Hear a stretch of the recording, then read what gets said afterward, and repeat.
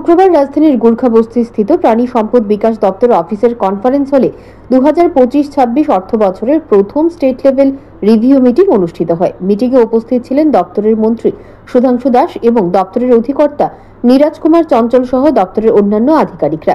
এদিন রিভিউ মিটিংয়ে সংবাদ মাধ্যমের মুখোমুখি হয়ে মন্ত্রী বলেন, 2025-26 অর্থ বছরে এটি প্রাণী সম্পদ বিকাশ দপ্তরের প্রথম স্টেট লেভেল রিভিউ মিটিং।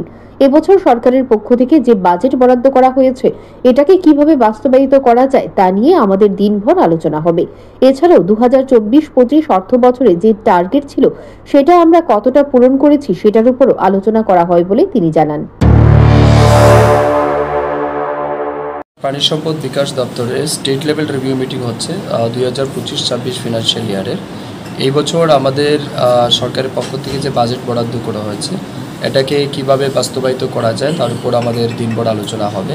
এছাড়াও গত বছর আমাদের 24-25 ফিনান্সিয়াল ইয়ারে ডিপার্টমেন্টের যে টার্গেট ছিল সেটা আমরা কতটা অ্যাচিভ করেছি সেটার উপরও আলোচনা হবে। আমি অত্যন্ত আনন্দের সহিত আপনাকে জানাই, গত বছরের আমরা যেটা অ্যানালাইসিস করে দেখেছি যে আমাদের অনেকটাই সফলতা আমাদের রয়েছে। অলমোস্ট 99.95% অ্যাচিভমেন্ট আমাদের রয়েছে ডিপার্টমেন্টের, অলমোস্ট 100%।